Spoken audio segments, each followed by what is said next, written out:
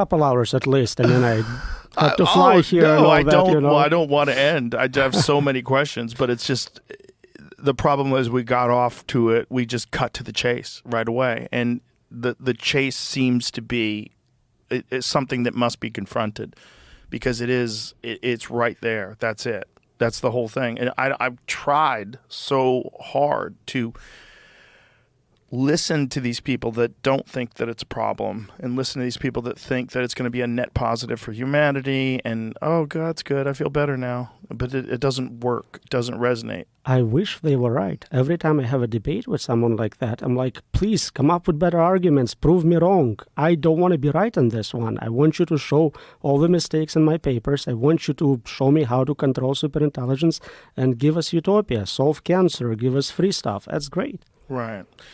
When you think about the future of the world and you think about these incredible technologies scaling upwards and exponentially increasing in their capability, what do you see?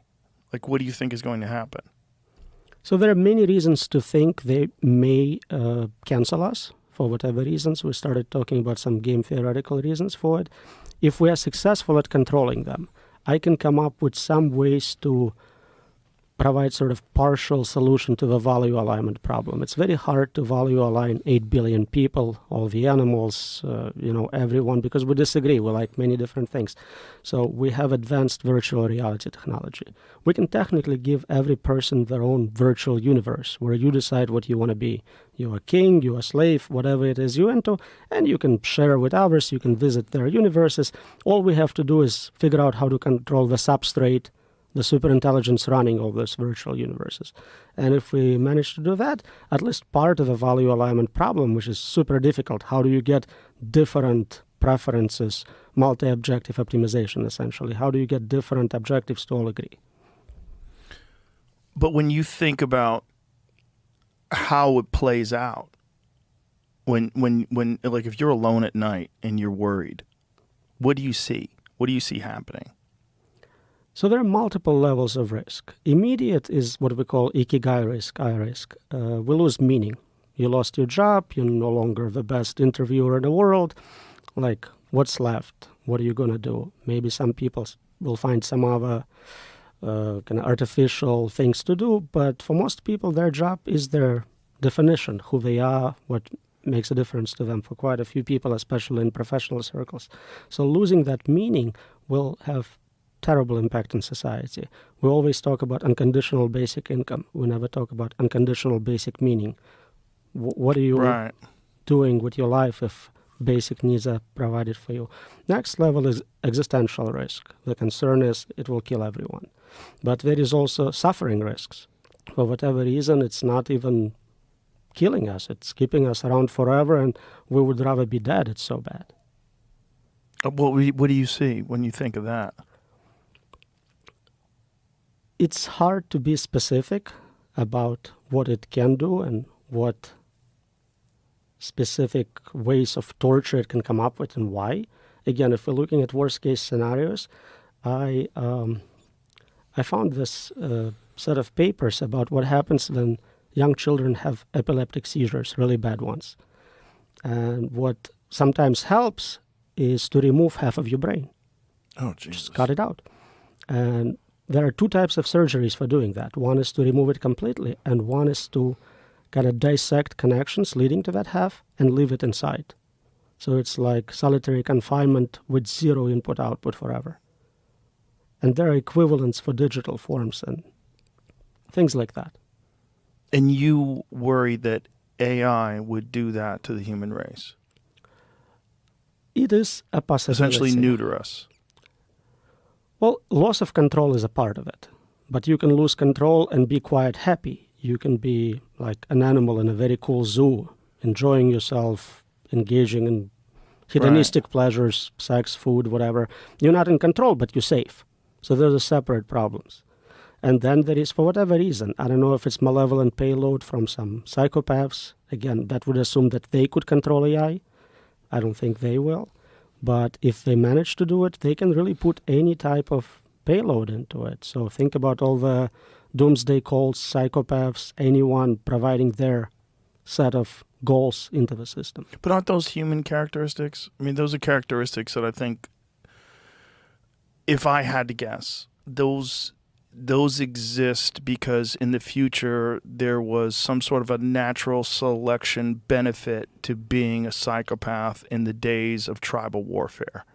That if you were the type of person that could sneak into a tribe in the middle of the night and slaughter innocent women and children, your genes would pass on. There was a benefit to that. Right. So if it's a human providing payload, that's what would show up. If it's AI on its own deciding what's going to happen, I cannot predict. I'm just looking at worst case scenarios. There are also game theoretic reasons where people talk about retrocausality, where if right now... What is that word? Like trying to influence the past. Say it again. Say that. Retrocausality. Retrocausalogy? Causality, causes. Oh, okay. So think about like weird time travel effects. Right now, if you're not helping to create superintelligence, once it comes into existence, it will punish you really hard for it. And the punishment needs to be so bad that you start to help just to avoid that. My thought about it was that it would just completely render us benign, that it wouldn't be fearful of us if we had no control, that it would just sort of let us exist, and it would be the dominant force on the planet, and then it would stop.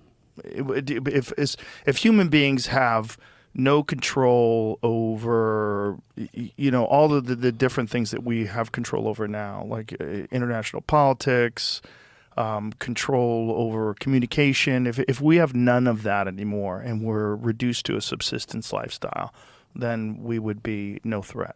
It is a possibility. I cannot say this will not happen for sure, but look at our relationship with animals where we don't care about them. So ants, if you decide to build a house and there is an ant colony on that property, you genocide them. Right. You take them out, not because you hate ants, but because you just need that real estate. And it could be very similar. I cannot predict what it can do, but if it needs to turn the planet into fuel, raise temperature of a planet, cool it down for servers, whatever it needs to do, it wouldn't be concerned about your well-being. It wouldn't be concerned about any life, right? Because it doesn't need biological life in order to function, as long as it has access to power.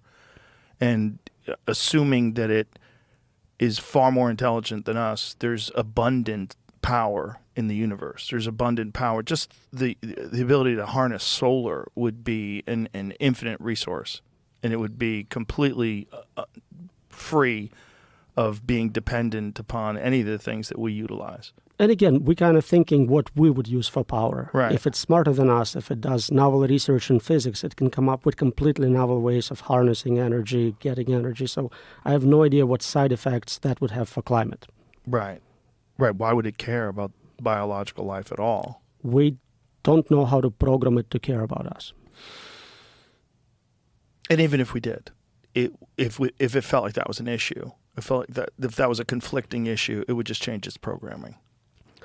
So usually when we start training AI, we train it on human data, and it becomes really good very quickly, becomes superhuman, and then the next level is usually zero knowledge, where it goes, all your human data is biased. Let me figure it out from scratch. I'll do my own experiments. I'll do some self-play. I'll learn how to do it better without you. And we see it with games. We see it in other domains. And I think that's going to happen with general knowledge as well. It's going to go, everything you have on the internet, Wikipedia, it's biased. Let me do first principles research, rediscover from physics, and go from there. So whatever bias we manage to program into it, I think will be eventually removed. This is what's so disturbing about this. It's like we do not have the capacity to understand what kind of level of intelligence it will achieve in our lifetime.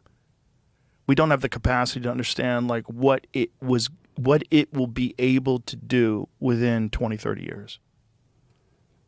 We can't predict next year or two precisely. Next year or two. We can understand general trends, so it's getting better. It's Right. getting more general, more capable. But no one knows specifics. I cannot tell you what GPT-6 precisely would be capable of, and no one can, not even people creating it.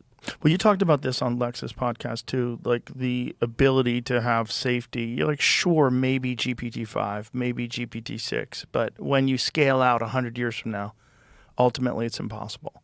It's a hyper exponential progress and process, and we cannot keep up. It basically requires just to add more resources, give it more data, more compute, and it keeps scaling up. There is no similar scaling laws for safety. If you give someone $1 billion, they cannot produce $1 billion worth of safety. It, if at all, scales linearly, and maybe it's a constant. Yeah, and it doesn't scale linearly. It's exponential, right? The AI development is hyper exponential because we have hardware growing exponentially. We have data creation processes certainly exponential. We have so many more sensors. We have cars with cameras. We have all those things. That's exponential. And then algorithmic progress itself is also exponential. And then you have quantum computing. So that's the next step. It's not even obvious that we'll need that, but if we ever get stuck, yeah, we'll get there. I'm not too concerned yet. I don't think there are actually good quantum computers out there yet, but I think if we get stuck for 10 years, let's say, that's the next paradigm.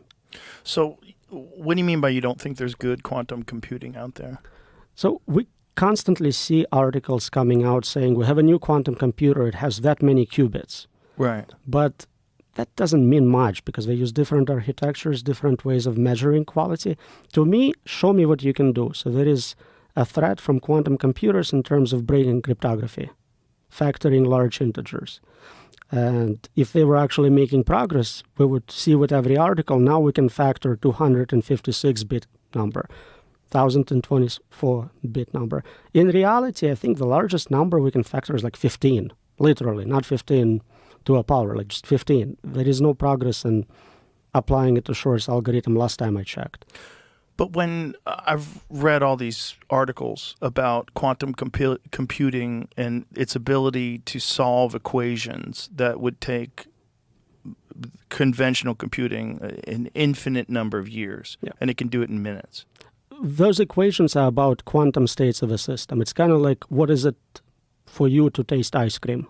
You compute it so fast and so well, and I can't, but it's a useless thing to compute. It doesn't compute solutions to real-world problems we care about on conventional computers. Right. I see what you're saying. So it's essentially set up to do it quickly. It's natural for it to accurately predict its own states, quantum states, and tells you what they are. And classic computer would fail miserably. Yes, it would take billions and billions of years to compute that specific answer, but those are very restricted problems. It's not a general computer yet. When you see these articles when they're talking about quantum computing, and some of the researchers are equating it to the multiverse, they're saying that the ability that these quantum computers have to solve these problems very quickly seems to indicate that it is in contact with other realities. I'm sure you've seen this, right? There is a lot of crazy papers out there. Do you think that's all horseshit?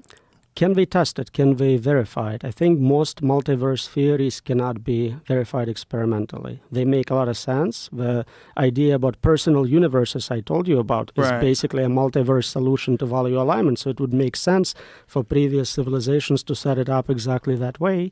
You have local simulations. Maybe they're testing to see if we're dumb enough to create superintelligence. Whatever it is, it makes sense as a theory, but I cannot experimentally prove it to you. Right. Yeah. The problem with subjects like that, and particularly articles that are written about things like this, is that it's designed to lure people like me in. Where you read it and you go, wow, this is crazy. It's evidence of the multiverse. But I don't really understand what that means. Yeah, so you probably get a lot of emails from crazy people. Oh, yeah. And usually they are topic specific. So I do research on superintelligence, consciousness, and simulation theory. I get the perfect trifecta of all the crazy people contacting me with their needs. Those topics are super fascinating. I think at certain level of intelligence, you are kind of nerd sniped towards them. Mm-hmm. But we have hard time with hard evidence for that. Right. But are we even capable of grasping these concepts? That's the thing. With the limited ability that the human brain has, whatever we're basing it on the knowledge that's currently available in the 21st century that human beings have acquired. I mean, are we even capable of grasping a concept like the multiverse? Or is it just, do we just pay it lip service? Do we just discuss it? Is it just this like fun mental masturbation exercise? It depends on what variant of it you look at. So if you're just saying we have multiple virtual realities, like kids playing virtual games and each one has their own local version of it, that makes sense. We understand virtual reality, we can create it. If you look at AIs, when GPT is created, it's providing an instance to each one of us. We're not sharing one, so it has its own local universe with you as the main user of that universe. There is analogy to multiverse in that. So we understand certain aspects of it, but I think it is famously said, no one understands quantum physics. And if you think you do, then you don't understand quantum physics. Yeah, that's Feynman, right? Yeah.